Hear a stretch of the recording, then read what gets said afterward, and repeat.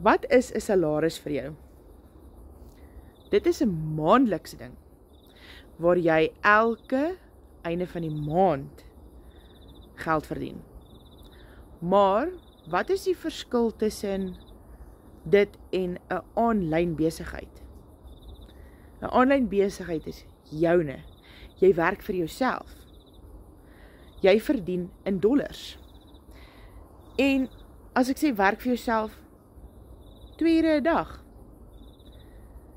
dan het jy vrye tyd op hande waar jy jou kinders kan rondry, waar jy hulle kan bystaan in skoolwerk, wat jy vir hulle kan vat na uitstappies toe.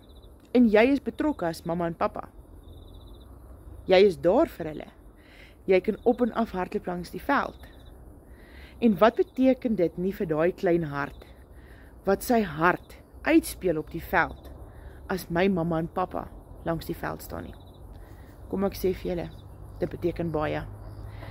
Dit beteken vir hulle die wêreld, meer as geld.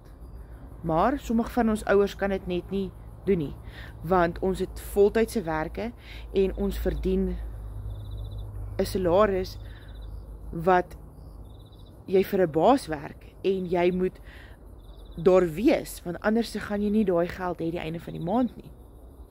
Maar die blueprint bied vir jou baie meer as dit. Jy verdien in dollars. Jy maak 'n 100% profit wat joune is.